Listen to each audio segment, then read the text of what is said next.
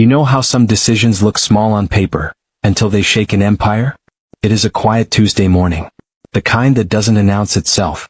Pale light filters through tall windows.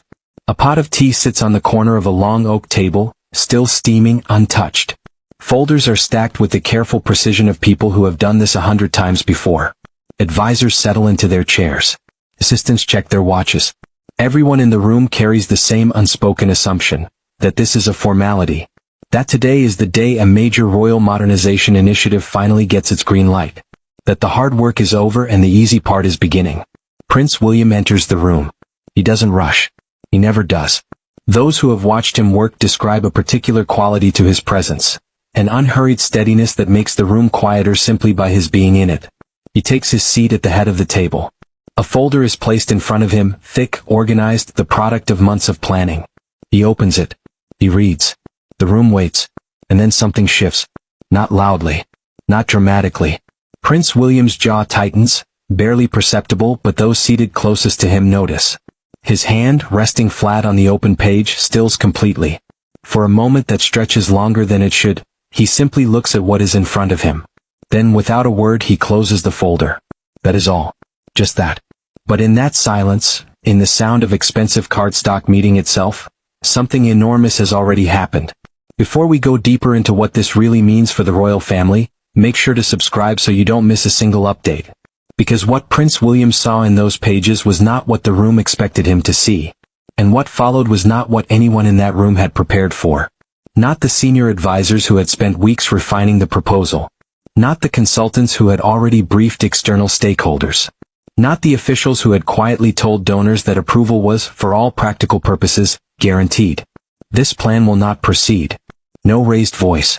No dramatic declaration. Just 6 words, delivered with the measured quiet of someone who has thought carefully before speaking and means every syllable. The tea sits cold. The folders remain closed. And the silence that fills the room is not the comfortable kind. It is the silence of an assumption collapsing. Of a certainty dissolving without warning. What exactly did Prince William see in those pages that everyone else had missed? To understand why that silence was so devastating, you first have to understand how good the plan looked on paper. Reports suggest the proposal had been in development for the better part of a year, shaped by architects, logistics consultants, heritage specialists, and a carefully assembled committee of royal aides whose collective expertise was, by any measure, substantial. The language in those folders was the language of inevitability. Of progress responsibly pursued. Of an institution taking its obligations to the modern world seriously. The plan called for a sweeping modernization of one of the estate's lesser-utilized properties. A new visitor center. Upgraded security infrastructure. Renovated administrative wings.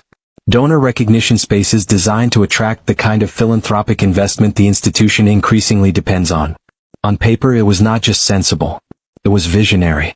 The kind of initiative that generates favorable commentary in the press and quiet approval in the circles that matter most. Various interpretations of the proposal describe it as having been presented with all the hallmarks of something already decided. Not as a question awaiting an answer, but as a conclusion awaiting a signature. The committee had done its work. The consultants had delivered their reports. The timeline was set. And yet something didn't sit right.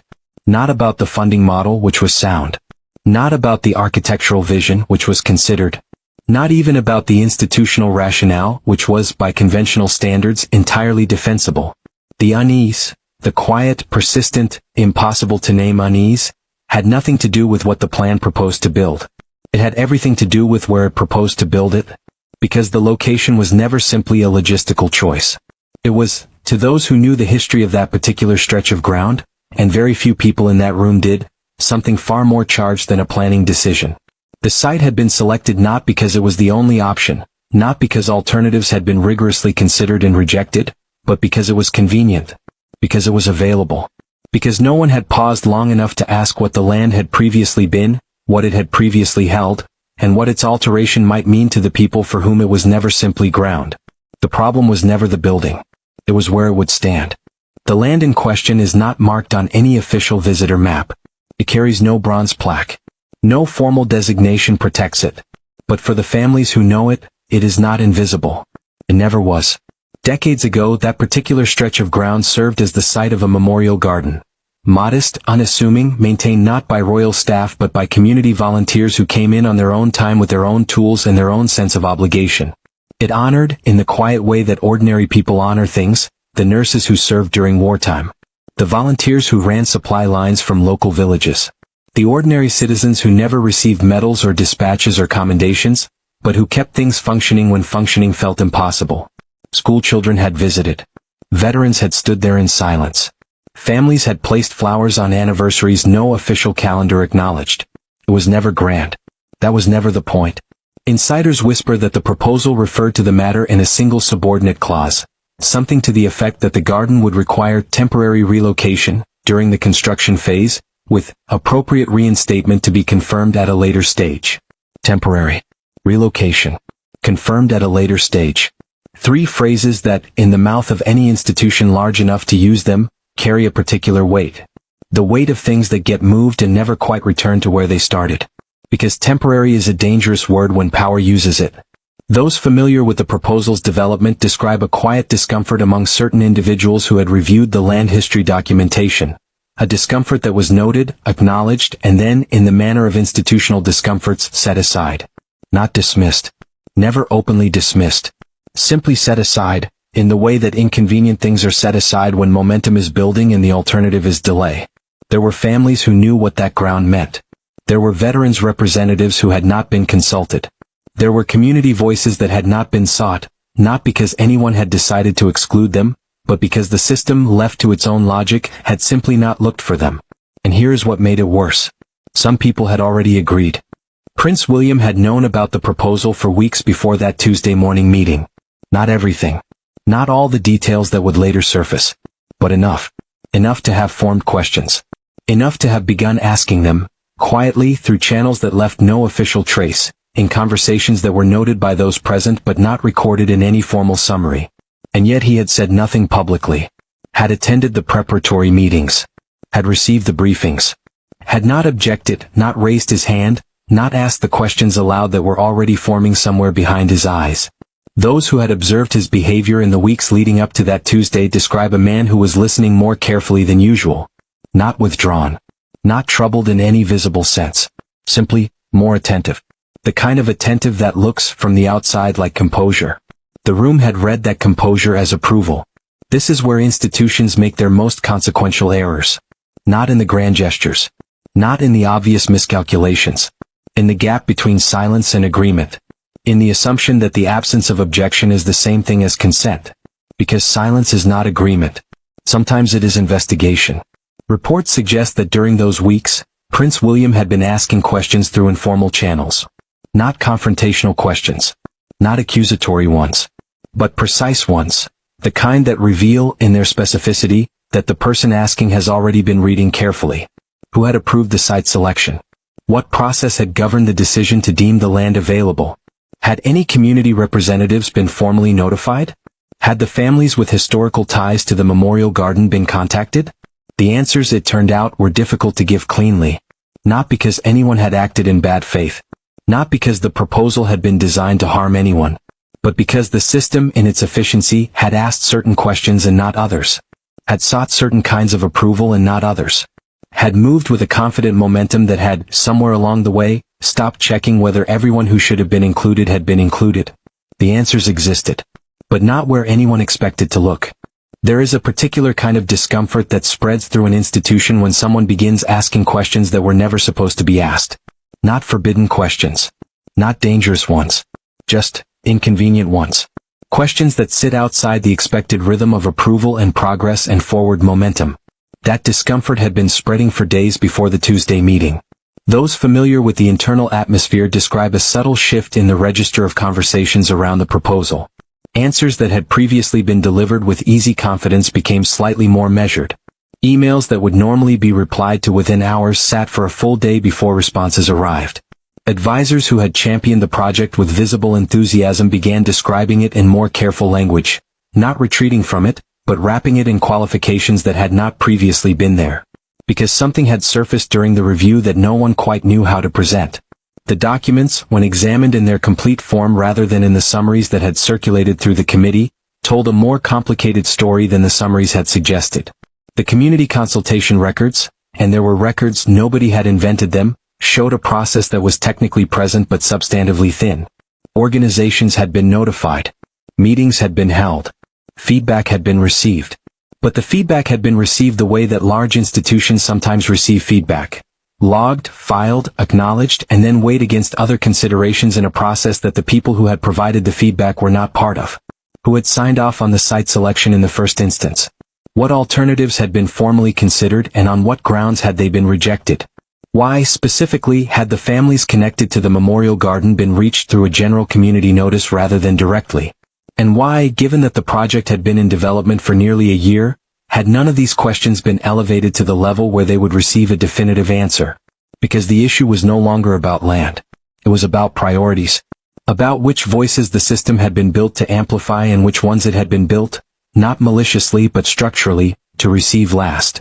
And that is a far more uncomfortable thing to confront than a bad plan. Because a bad plan can be revised. A system's priorities are something else entirely. Return to Tuesday morning. Return to the closed folder. The silence that follows Prince William's 6 words does not last long. It cannot. There are too many people in the room with too much invested in a different outcome. A senior aide, one of the proposal's most consistent advocates, speaks first. Carefully. Professionally. With the practiced calm of someone who has navigated difficult conversations inside powerful institutions and knows that the first response to an unexpected obstacle is not panic but reframing. The commitments, he explains, have already been made. Not formally, not in writing, not in any way that creates legal obligation, but in the way that matters more inside systems like this one, in the way that creates reputational obligation. Donors have been briefed. External partners have been told that progress is imminent. To halt proceedings now at this stage would not simply delay a project. It would send a signal. And signals, in an institution built on continuity and confidence, are never simply signals. Another voice follows. Then another.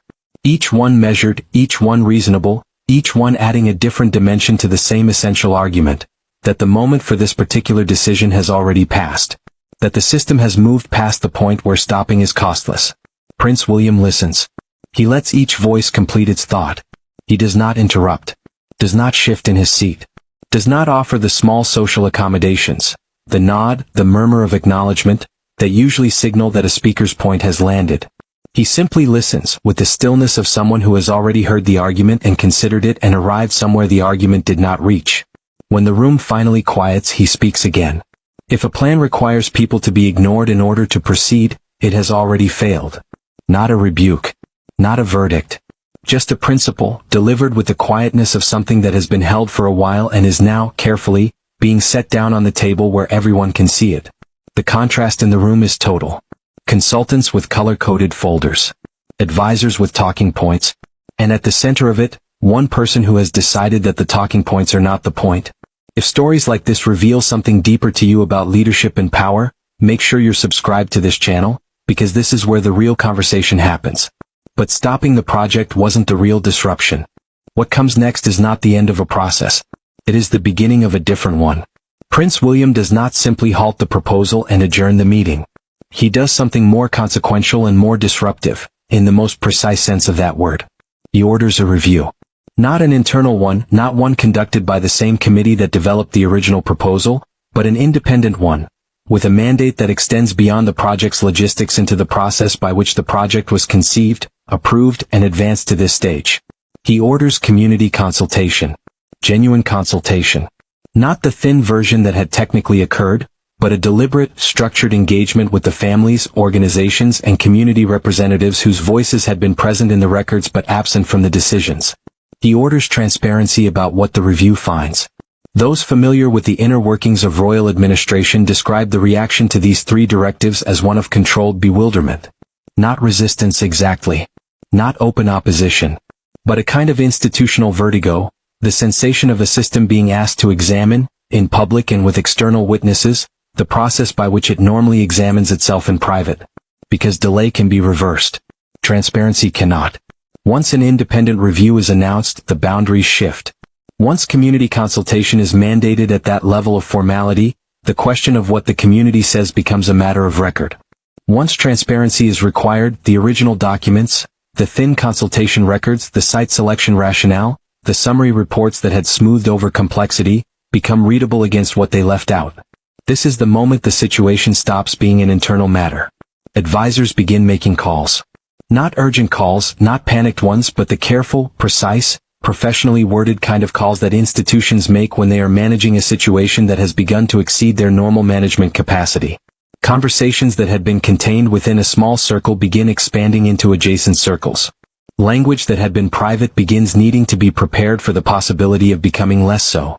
And in the quiet of that expanding awareness, something else begins to surface. Something that had been in the documents all along.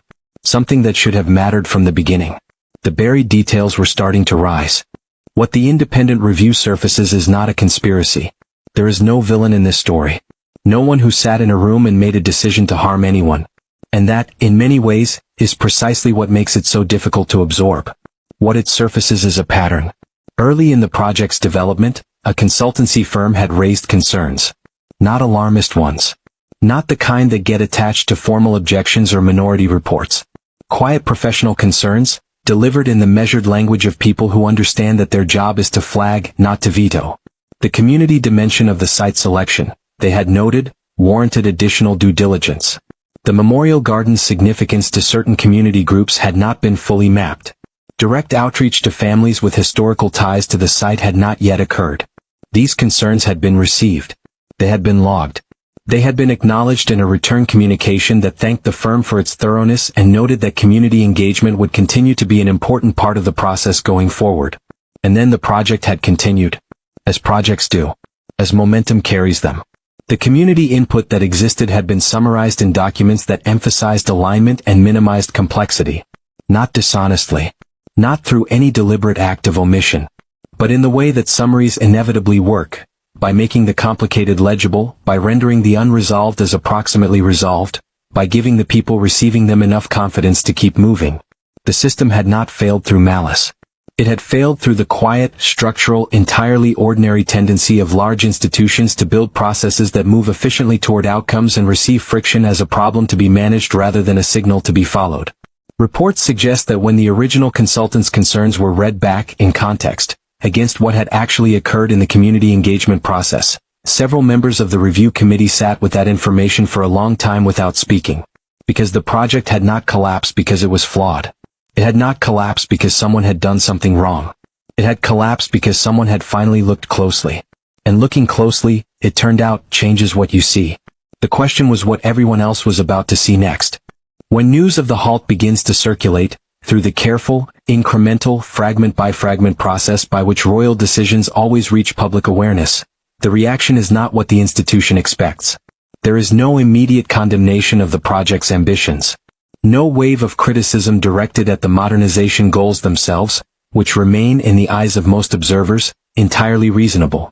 What emerges instead is something more nuanced and, for the institution, something harder to navigate, because it requires a response to a sentiment that was not anticipated in any of the crisis communication frameworks that had been prepared.